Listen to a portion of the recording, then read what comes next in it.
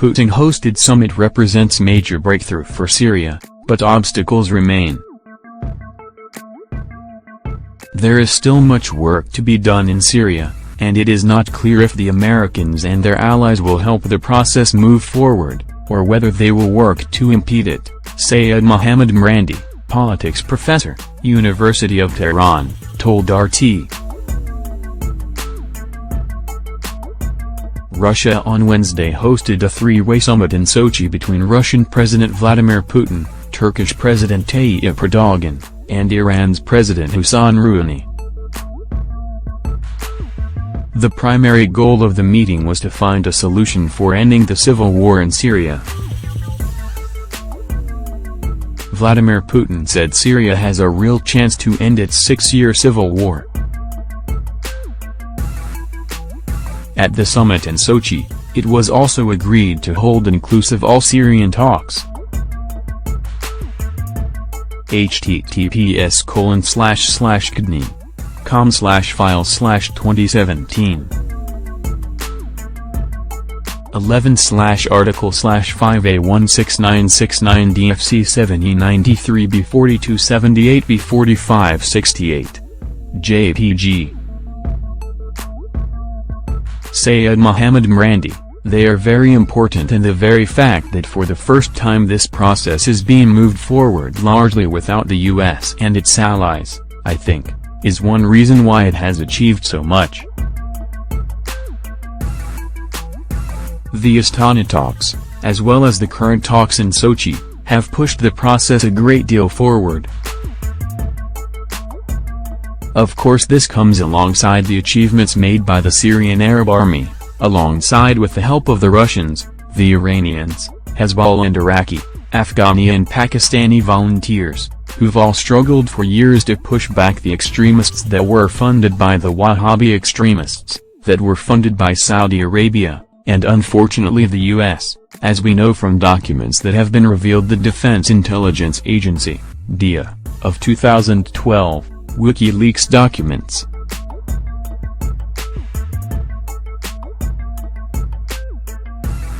We know the US has coordinated the movement of extremists and bringing them into the country of Syria.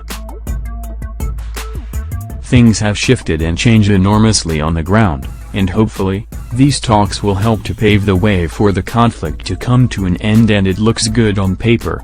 But I am sure it is going to be very complicated in the weeks and months ahead. It will be difficult.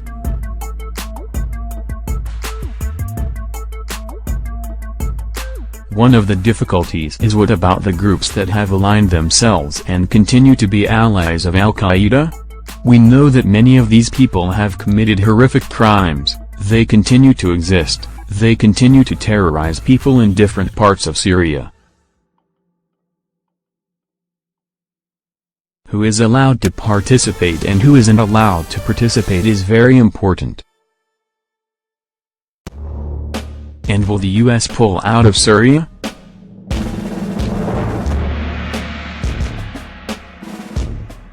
The Americans have occupied significant portions of Syria without the permission of the Syrian government. That is a violation of Syrian sovereignty. Also, foreign governments have to stop providing assistance to extremists and terrorists.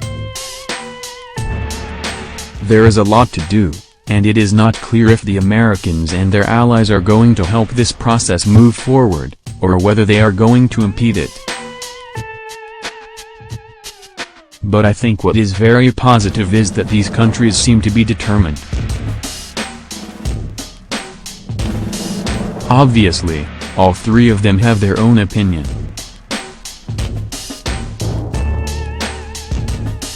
But I think the very fact that they are getting together and they are making these statements public show that there is a strong degree of determination and This is one of the extraordinary issues that has led to so much destruction in Syria that the US and its Western allies, and the Saudis tried to impose their will upon the Syrian people. In 2012, when Kofi Annan put his plan forward, Iran accepted the plan. It was basically a call for free and fair elections with international supervision, and that President Assad and his allies could participate. The Americans rejected it out of hand.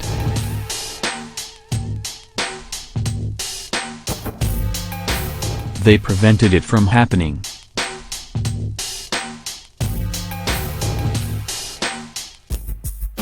If they had accepted that back then, which they should have because it is a sovereign country and it is not for the US to dictate its terms to the people,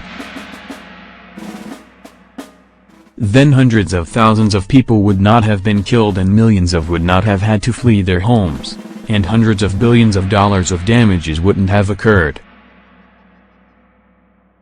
Now we have to see if they, US, are going to accept this and if they are going to accept it in reality. The US often says one thing, as we Iranians have learned through the nuclear deal and the nuclear negotiations: they agree to something on paper, and in reality, they do something quite different. And I think they are very important.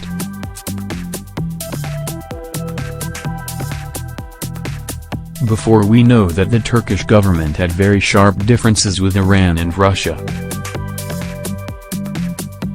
The convergence of those three countries is important.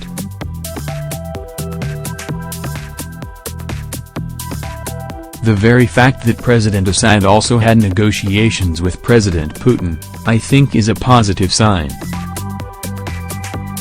We're hopeful that the Turks will move closer toward Syria, toward some sort of rapprochement as well, that the Turks are very concerned about the northern part of Syria and the terrorist groups that they believe are threatening Turkish sovereignty. So it is in their interest to move closer to the Syrian government and to the Iranians.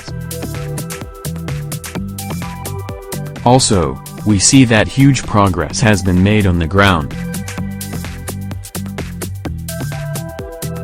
And things in Iraq are much better than before.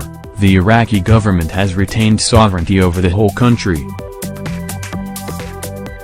I think for the Syrian people things are looking quite good, despite all the horrific events of the past and